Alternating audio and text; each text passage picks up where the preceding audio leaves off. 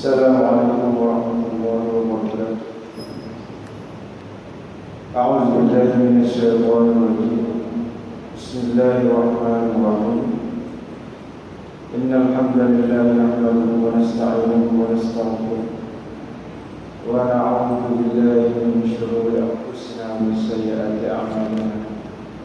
Man yahdihillahu fala mudilla lahu wa man yudlil fala hadiya lahu.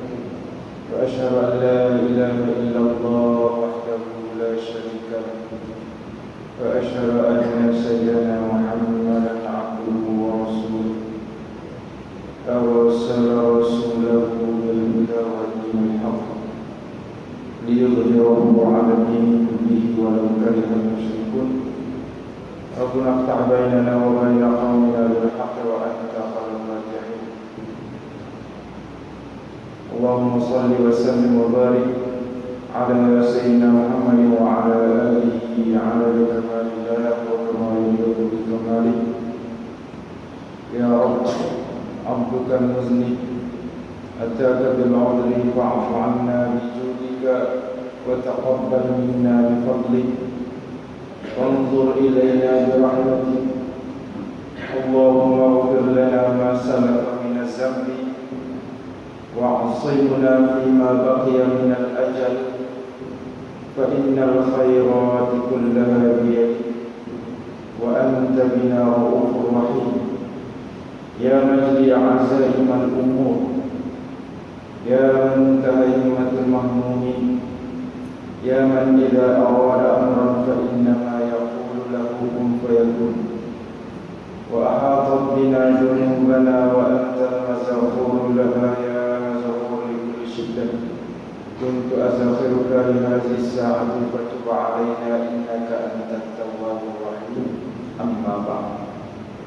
Azwamati Tuan Imam, Tuan Bilal, dikit-dikit Masjid Al-Ridwan, Pusat Bandar, hadirin hadirat yang dirahmati oleh Allah Subhanahu wa taala sekalian. Alhamdulillahirabbil alamin. Syukur kita kepada Allah Subhanahu wa taala pada malam ini dapat sama-sama kita berkumpul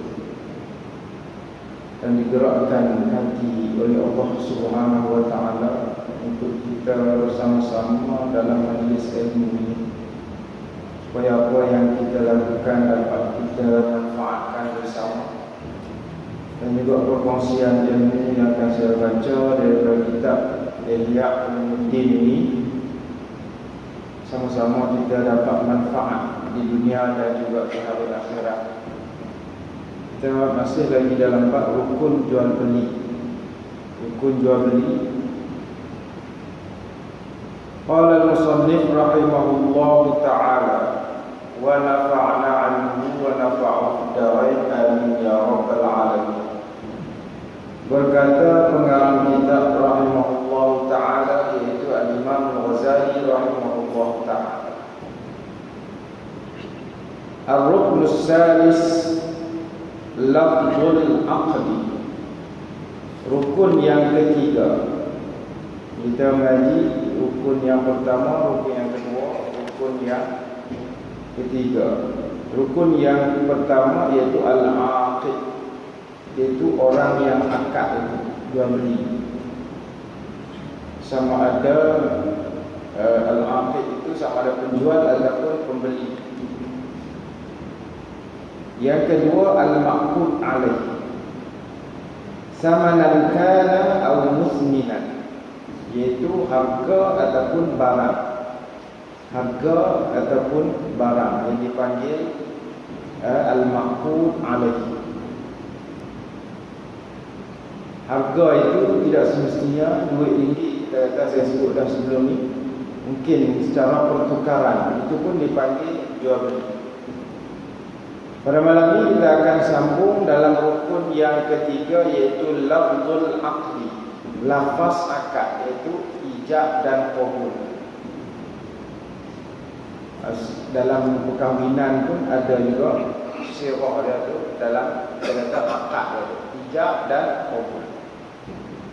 Aku nikahkan kau, terimalah nikahnya. Semua itu dipanggil al-aqd, akad. Akad adalah ijab dan qabul. Dalam jual beli pun ada. Sebab kalau benda yang melibatkan dua pihak dalam syarak, dia mestilah ada lafaz ijab dan qabul. Kalau dalam bab sewa kan, dalam bab kita beri pinjam kan, semua tu ada lafaz ijab dan qabul. Tapi kebanyakan yang berlaku dalam lafaz dalam muamalat lah yang paling banyak sekali ijab dan qabul. Sebab benda itu kita berlaku pada tiap-tiap hari. Dia kata fala budda, dan tidak dapat tidak min jariyani ijabi wa qabul muttasil bihi, dan tidak dapat tidak mestilah berlaku ijab dan qabul itu muttasil, hendaklah bersambung dengannya, dengan ijab dan qabul itu bersambung. Tak boleh kata aku jual benda ni, lepas tu piduk sembang mbak lain semua tu, aku mana lah ni semua tu. Lepas tu mai pula dia kata aku terima. Dia tak boleh, dia kena macam kita dalam kahwin tu, ijab dia tu imam kata aku nikahkan nikah tu, tak semestinya kena jawab. Oi, kena sabar asal nanti mungkin dia ketak ke apa kan, tunggu ni nak kena jawab pun. Dia tak boleh kena jawab untuk imam pun. Kawan tu dah ketak. Dia bukanlah kita kata jamiat muttasil bihi itu bersambung, dia itu mungkin kata kawan tu letak lafaz ijab tu terus ke qabul tu, tak semestinya macam tu, kena tunggu. Mungkin kita kata benda ini tidaklah terlalu lama mengambil masa. Ataupun kalau kita kata beli sesuatu benda, kita akad tu, hari pergi cari tu barang-barang lain apa semua tu, tu mai kata aku terima, tak boleh juga. Kita benda itu mestilah disertai dengan apa? Dengan lafaz ijab dan terima tu. Itu dipanggil ijab dan qabul tu. Macam kita kalau nak beli lembu ni dekat-dekat dengan nak korban ni, kena ada jual beli kecuali kalau benda itu lembu kita sendiri. Kebanyakan kita beli lembu tu. Beli, dia kena ada lafaz ijab dan qabul. Lafaz ijab tu dia semestinya wajib kepada apabila dia menyebut harga itu dikira lafaz ijab dah. Nak jual berapa lembu ni? 4,500. Setuju tak? Mana dia sebut 4,500 tu, maka tu dia panggil lafaz ijab dan qabul aku setuju. Setuju? Bayar habis selesai. Masalahnya sekarang ni kita yang berlaku yang lepas-lepas lah, apabila dah lafaz ijab dan qabul tu tak ada macam mana? Tak ada, maknanya barang tu tak ada. Untuk imam ni pakai harap ke pakai lembu ke? Dia harap ke pakai lembu, kata lembu nak berapa ekor tahun ni? Nak 10 ekor. Masjid nak 10 ekor. Dia kata dalam kuih setengah tu lah sekor. Tak apa, dia tujuh omel. Kalau bagi duit dia dalam berapa? Satu dalam 4,000 setengah. Lepas tu mai kuih tau. Kuih lebih sikit Lepas tu tanya bukan kata irtifak dulu lembu besar. Dia kata tak, pakai hapak tu tu masalah. Apabila tidak ada lafaz ijab dan qabul tadi dalam, ataupun kena lihat sendiri. Lah ni kan ada canggih ya, kamera apa tu tangkap gambar sebagai bukti siap-siap. Kami nak lembu yang ni lembu ni. Lepas tu tanya dia dia kata bukan lembu ni lembu yang kami nak tu besar sikit lebih. Lepas tu dia kata tak, dia kita kena adil lah, tukar lembu kata. Dia kata adil pula, adil pun mana kita kata bila kata ni tu masalahnya nak suruh dia balik, kita nak cari mana lembu pagi raya.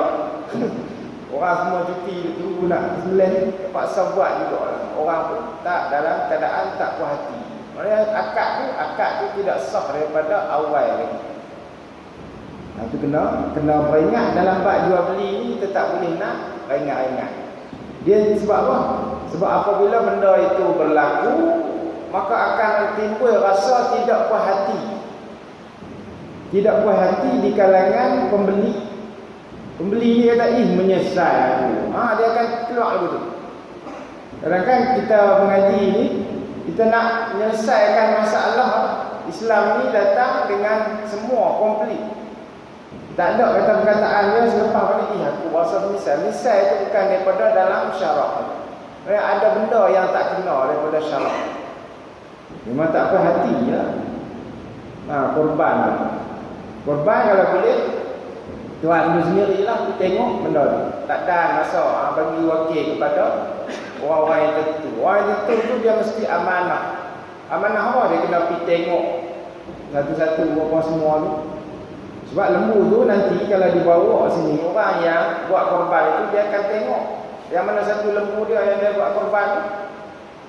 Ada wakil pun tak apalah kalau dia jauh, tak apalah main harap tu.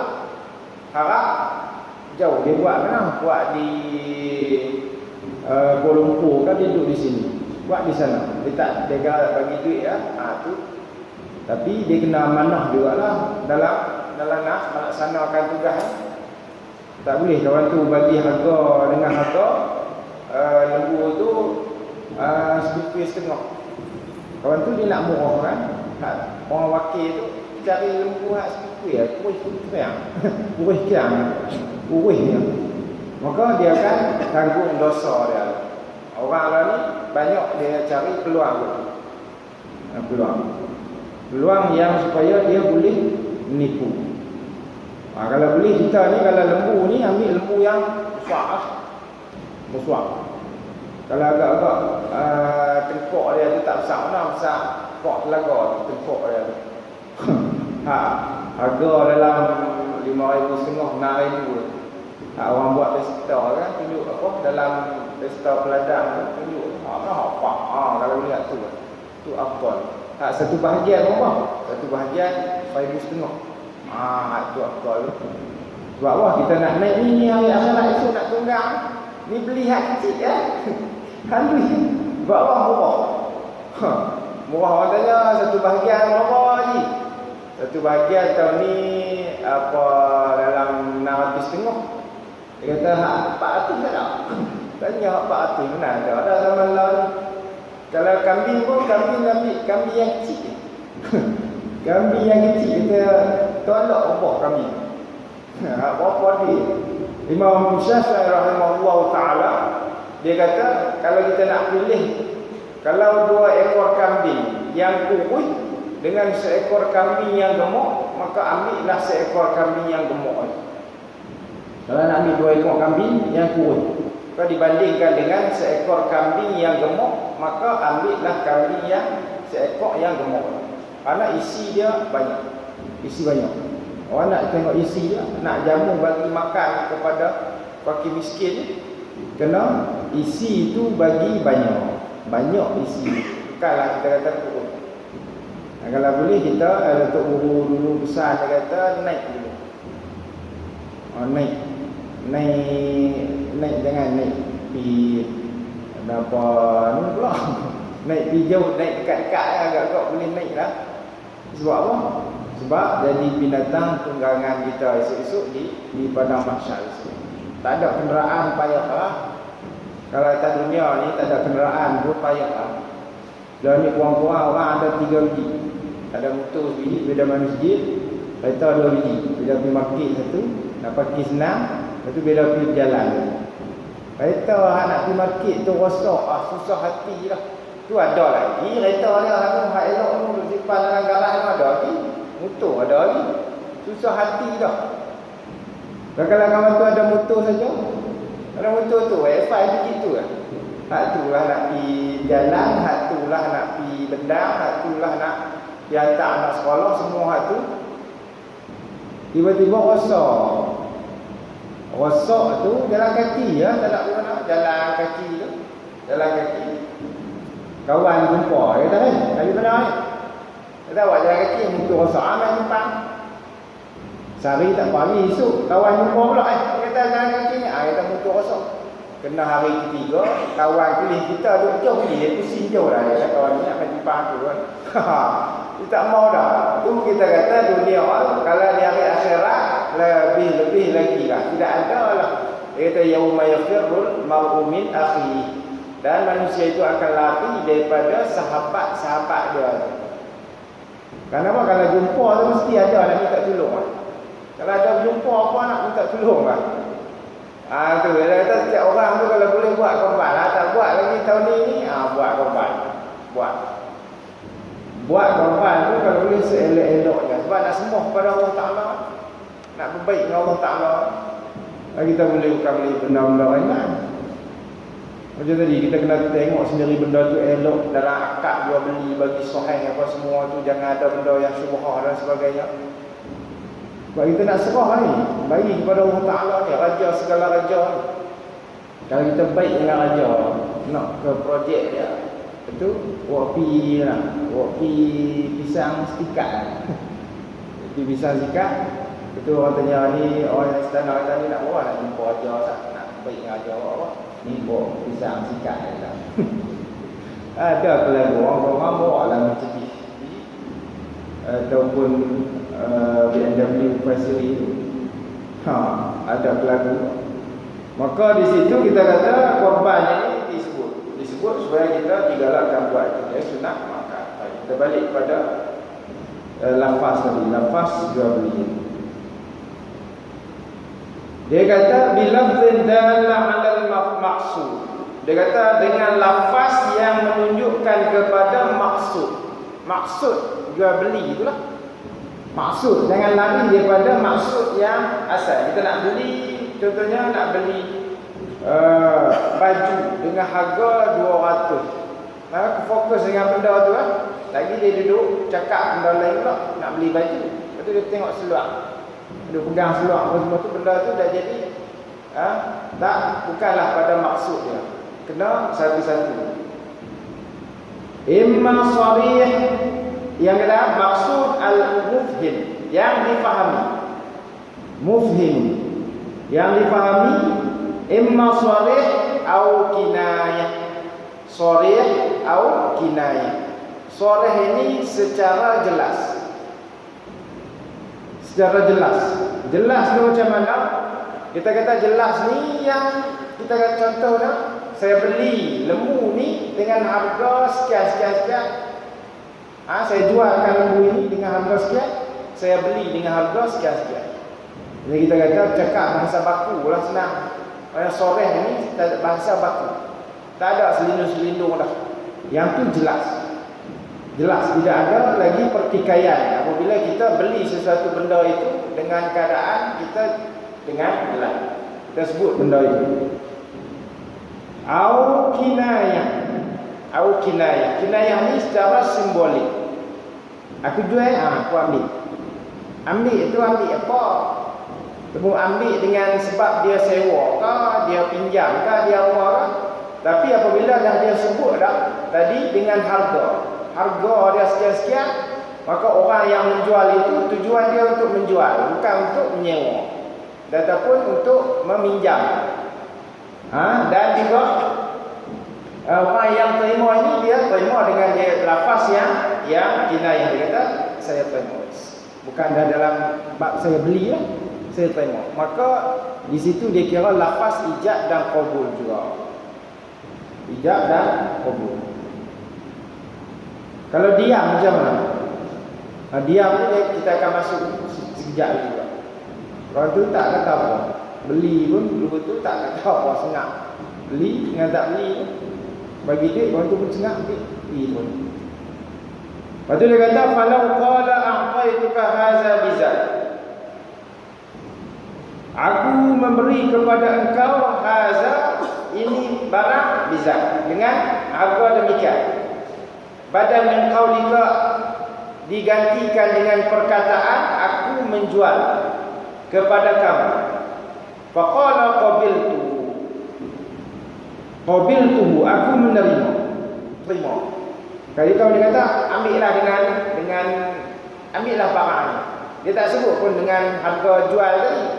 Tak ada lafaz jual ataupun beli tadi. Ambillah. Dia kata ambillah harga dia. Barang ini. Faqala qabiltu, dan aku terima, dia kata. Jaza maknanya harus, diharuskan. Imam Ghazali kata harus, benda ini harus. Mahma qasdan bihil bai', tetapi apa? Lama mana maksud itu adalah untuk menjual. Maknanya setiap benda itu. Tapi kalau kita kata tadi, benda yang kita sebut dengan, kalau disebutkan dengan angka contohnya, berapa? Dia tak sebut berapa. Ni hak ni RM500. RM500 tu saya terima. Maka dia sebut angka itu dikira ijab dan qabul. Ijab dan qabul. Itu dia sebut. Angka tadi menunjukkan ijab dan qabul. Li'annahu qad yahtamilul i'arah, kerana boleh jadi benda tadi menanggung ia ke atas apa? Al-i'arah. I'arah ni apa dia? I'arah ni pinjam. Kita ambil kan? Ambil itu bukan kata dia kata aku jual. Jual itu dah soreh, jelas. Tapi dia kata ambil. Ambil itu boleh jadi menanggung ke atas dia itu apa dia? Menanggung ke atas dia itu i'arah, iaitu boleh jadi pinjam. Idza kana fi saubain aw dabbatain, ataupun kita kata menanggung ke atasnya 2 helai baju ataupun 2 ekor binatang. Wan niyatu tadfa'ul ihtimal, tapi niat itu menolak segala sangkaan. Jangkaan lah. Jangkaan yang mengatakan bahawa tadi pinjam. Dan niatlah kawan tu dah mai awal dah. Kawan dia nak jual dah, dia abang dah kata dia nak jual, tapi dia kata aku bagi dengan harga sekian. Maka dia diterima itu, yang tu dia panggil lafaz kinayah. Tetapi kinayah itu ditolak dengan apa? Dengan benda yang niat dia. Niat tadi apa? Niat tadi orang yang datang tadi dia nak beli, dan orang yang menjual tadi dia nak jual barang dia. Walaupun dia tak sebut dengan lafaz sarih. Ya. Was-sarih aqta' lil khusumah, dan jelas itu. Dan lafaz yang jelas itu aqta'il khusumah, boleh menolak segala kecelaruan, kepersengketaan. As-sarih aqta' lil khusumah, maknanya segala benda lafaz sarih itu boleh menolak segala persengketaan. Jadi apa? Jelas, senang. Tak payah dia buat berselindung apa-apa lah. Nak buat kata bagi ke, ambil ke apa, kan ambil lah apa-apa. Lah ni senang. Habaq lafaz sendiri, jual. Untuk kita orang-orang yang nak bagi jelas ni, kita cakap lah begitu. Jadi kawan tu dia layak buruk. Dia kata dia lafaz dia kata lafaz bagi saja, bukan kata lafaz jual. Tapi benar disebabkan begitu jadi berbalahan. Jadi yang senang dia kata apa? Was-sarihu aqta, dan benda yang jelas itu boleh menolak segala persengketaan. Itu apa? Itu yang tadi ni. Kalau jelas tak ada orang boleh pertikai dah lafaz dia tadi. Ini dah apa lafaz lah tu. Sebenarnya benda bukan banyak mana pun. Pekoh ni gitu lah. Dia bahas kan satu benda ni bahas. Dia mengaji ni teruk. Pekoh ni mengaji ni teruk. Kalau kata nak ramai tu sikit ya, sah. Yang payah ni apa dia? Beramai ni benda tasawuf. Kita mengaji mudah. Mengaji mudah. Tapi nak beramai tu tak payah. Beramai payah. Jadi kalau dalam bab rekod ni dia belik-belik lagi nak senang. Akad jual beli ya. Aku jual sekian hang terima. Habislah betul. Maknanya walakinnal kinayah, tetapi kinayah juga. Kinayah tadi iaitu simbolik, benda yang bukan sharih. Dia kata apa? Tufidul milk. Hendaklah dia itu milik si orang yang nak jual, penjual tadi. Kalau bukan milik tak boleh lah milik. Ataupun dia itu diwakilkan, boleh. Orang suruh dia kerja di kedai tu kan, semua benda tu dia sebagai wakil kepada tuan dia, bukan barang dia, tapi dia akad itu atas dasar apa? Dia milik mutlak tu. Mutlak dia panggil, kita kata pak milik ni juga dia panggil apa? Al-wilayah. Wilayah terhadap satu barang tu. Kita dah mengaji dah sebelum ni wilayah tu. Kalau barang isteri tak boleh suami pergi jual, barang suami isteri tak boleh jual. Itu dia panggil wilayah itu, mestilah ada milik itu. Milik itu mestilah kita secara mutlak. Mutlak apa? Dengan lafaz sharih. Kalau tuan dia kata aku tinggal motor aku ni di rumah hang. Tinggal motor ni di rumah hang. Kalau sekiranya ada orang nak beli hang jual. Itu dia maknanya dia wakil pada kita lah. Tapi kalau dia tu dia tinggal saja rumah kita tu. Lama lah, berapa tahun lah, 10 tahun lah. Kita pun semua perut lah tengok lah. Duk main tak rumah kita nak start nak tak boleh. Aku jual tak apalah, nanti habaq kat tuan dia. Tak boleh. Padahal kita kata walaupun tuan dia tak ni kisah lah, motor ni dah 10 tahun lah tinggal rumah kita, tapi bukan lagi milik kita. Padahal jual beli kita itu tidak sah, kecuali dengan izin tuan dia. Kita kena telefon ke dia ataupun jumpa dengan dia, minta izin dengan dia. Ni yang ni tentang motor ni lama dia, kalau orang lain nak beli jual tak sah. Tapi kalau dia jual dulu barulah dia minta, maka tidak sah. Kenapa? Karena tadi dia kena apa? Dia kena akad lain. Akad lain jual beli tadi, tak sah. Akad yang pertama itu tidak sah, akad yang kedua itu barulah sah. Tu dia kena faham bab milik wilayah. Macam kita kata, kita tengok apa kepi kebun durian kawan tu, kawan tu tak lama dah tak pernah main tengok ya pun duduk luruh tu. Kita kata tak apalah, aku ambil pergi dulu lah. Nanti habaq kat tuan dia. Tak apalah, nanti habaq kemudian lah kat tuan dia tu. Tak boleh, biar buruk situ lah. Dia sebut gitu.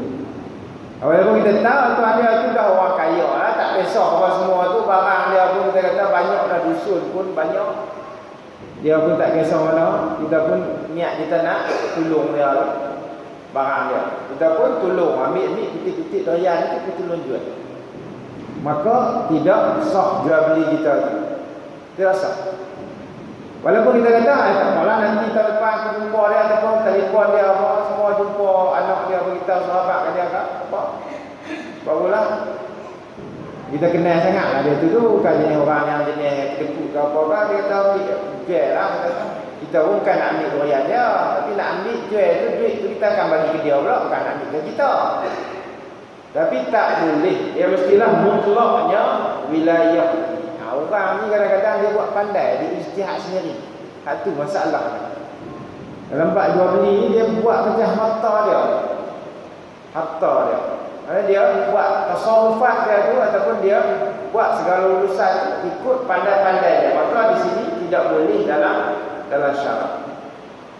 Wal hal, dan juga benda yang halal. Benda yang halal. Kena mestilah benda yang halal, tidak boleh benda yang haram. Contohnya kita kata jual benda babi ke apa, anjing ke apa, tak boleh. Walaupun dah jelas lah, tuan dia bagi wakil dan sebagainya, arak lah apa, benda itu dia panggil najis, bukan halal, maka tidak sah juga jual beli. Dan saya sebut sebelum ni kita kata najis juga tidak sah. Najis tu tidak sah. Itu baja tu macam mana Ustaz? Baja tu kita pakai upah dia, upah telur kau korek, ambil impun tai ayam semua tu, tai lembu, tai apa kambing ke apa, impun satu tempat, kita bagi upah. Yang kita beli benda tu tidak sah dalam mazhab Syafi'i, itu tidak sah. Walaupun harga mahal upah dia, tak apalah, ambil lah upah tolong petik tai ni. Tapi dia tolong packing siap lah, baja urea, baja Urea tu, taik lah semua baja tu, ingatkan taik kelawak apa-apa semua tu. Maka tidak sah jual beli, kecuali kita tukar dia kepada apa? Akad dia kepada upah, bak upah. Ataupun binatang-binatang yang tidak manfaat dari segi syarak. Benda yang tidak mendatangkan manfaat dari segi syarak, dia tidak boleh dijual juga. Jual beli dia tidak sah dalam mazhab Syafi'i. Yang kita kata macam mana Ustaz? Nak beli kedai tu orang tu buat mengai kan. Wah, kaki mengai ni beli kata. Kau nak bagi free tak? Kita upah dia lah. Upah dia atas dasar upah, bukan jual beli itu. Dia nak macam tu lah, kita nak elak dia. Elak. Fima yakhtaruhu, dan dia dengan dia pilihannya sendiri. Pilihannya sendiri. Fima yakhtaruhu. Wala yanbaghi an yuqarrina, tak boleh kita mengaitkan jual beli itu syarat khilaf muqtadal aqd, daripada benda yang berselisih tentang akad itu. Walau syarat an yazida syai'an akhar, ataupun kita syaratkan benda itu ditambah dengan satu syarat. Syaratlah. Contohnya kita bagi syarat dia, maka syarat itu menyebabkan jual beli kita tidak sah. Contoh kita kata, aku boleh beli lembu hang. Syaratnya hang kena pergi hantar. Dia syarat tu dia apa? Jadikan jual beli kita tidak sah.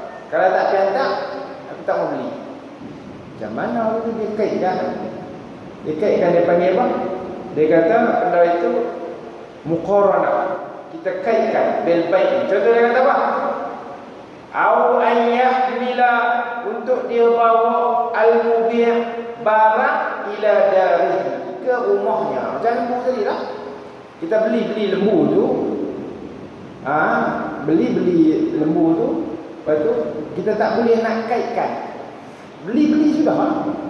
Memanglah dia pergi hantar rumah kita. Orang beli memang dia hantar. Dia ada pakai lembu tu, mesti siap ada lori apa semua, dia hantar kan. Kita tak boleh nak mensyaratkan bagi dia itu jual beli itu dalam akad itu. Dia faham tak? Dalam akad itu dia kata, aku jual lembu aku ni dengan harga 4,000 RM. Lepas tu kawan tu kata, aku terima jual beli tersebut dengan apa? Dia bagi pula. Dia kata dengan syarat hampir hantar lembu ni di rumah tu. Maka akad itu tidak sah. Tidak sah. Dia